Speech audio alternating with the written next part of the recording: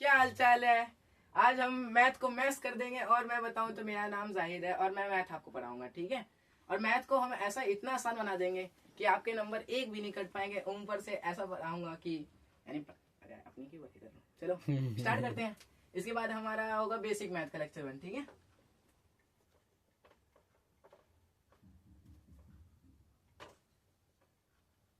Lecture 1 में हम पढ़ने वाले हैं नंबर्स। नंबर्स जो हमें दिखाई देती है 1 2 3 4 ऐसे दिखाई देती है ना नंबर। जैसे कि हमारे पास एक पेन है, 5 पेन है, हमें दिखाई देता है ना। हम किसी भी चीज को हम बताने के लिए हम नंबर का इस्तेमाल करते हैं ना, वैसे ही मगर हमें एग्जाम के पर्पस के लिए करना है, इसी वजह से हम एग्जाम के पर्पस पढ़ लेते हैं। पहला होगा नेचुरल नंबर।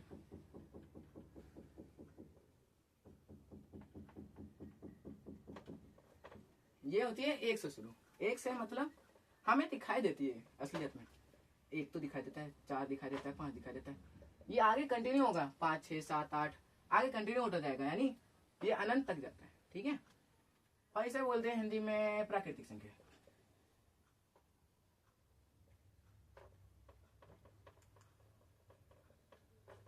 ठीक है। अब हम आगे पढ़ेंगे होल नंबर। होल नंबर क्या होता है? पूर्ण संख्या। पढ़ाई होगा आपने कहीं तो कोई प्रॉब्लम नहीं है, नहीं पढ़ा होगा तब भी कोई प्रॉब्लम नहीं है। होल नंबर होते हैं जो होता है 0 से शुरू, यानी इसमें एक नंबर आ जाता है। जैसे कि जीरो क्यों आया हमारे पास? जीरो इसलिए आया क्योंकि जैसे कि हमारे पास एक पेन था, हमने किसी को एक पेन दे दिया, तो हमारे पास कितने पेन बचे? कुछ तो दिखाना था ना, तो इसीलिए दिखाने के लिए कुछ ना कुछ दिखाने के लिए जीरो लाया। जीरो मतलब कुछ नहीं, मगर किसी नंबर के पीछे लग जाए तो होता है। जैसे कि 50 50 हो जाता है। तो ये जीरो से शुरू होगा, 1 2 3, फिर वही है। यानी जब हम वो नंबर में बस जीरो आ जाता है, यानी नेचुरल नंबर में हम बस जीरो ऐड कर देंगे तो वो नंबर आ जाएगा, मतलब पूर्ण संख्या।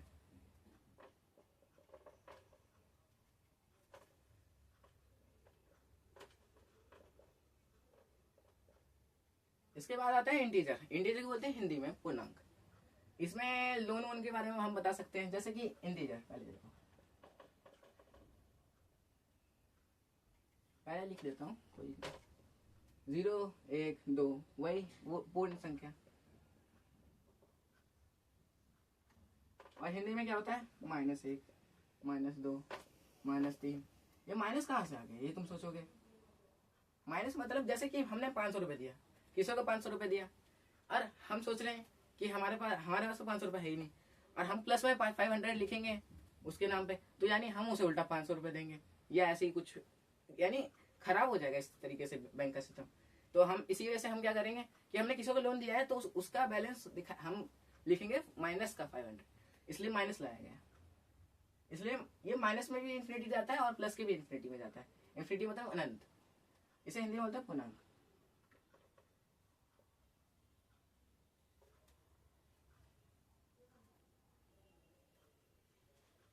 अब हम गुणज गुणज के बारे में पढ़ेंगे, ठीक है। गुणज गुणज को इंग्लिश में क्या कहते हैं? मल्टीपल।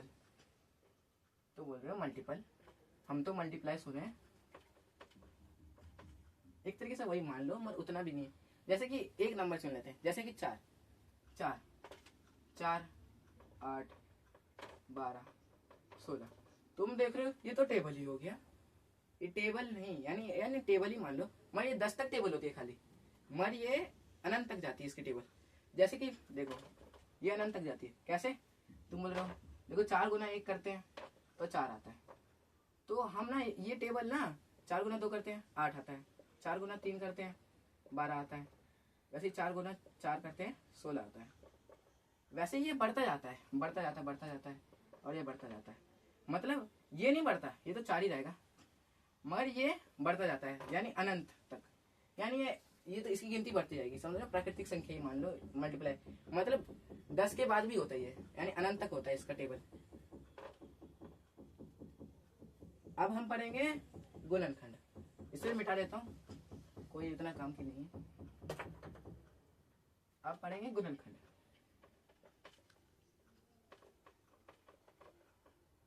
इसे बोलते हैं फैक्टर।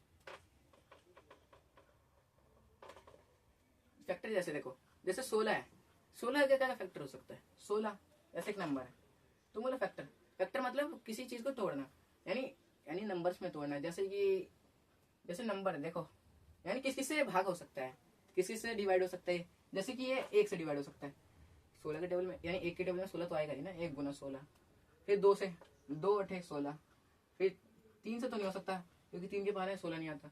फिर 4 के पहाड़े में 16 आता है, 4 चौक 16। फिर क्या, 8 के पहाड़े में 8 दूनी 16। फिर 16 के पहाड़े में 16 एकम 16। तो कितने हुए इसमें? यानी फैक्टर मतलब इसको बस तोड़ना, कि किसी से भाग हो सकता है, किसी से, यानी किसी से भाग हो सकता है बस। देखो फिर 36, 36 का गुणनखंड क्या होता है? 1, 1 के बारे में 36 आता है, 1 गुना 36। फिर 2, 2 से कटता है 18 पे आ जाएगा। फिर 3, 3 12 पे आ जाएगा। फिर 4, 4 4 9 36। फिर इसके बाद 6, 6 पे 36 पे आ जाएगा।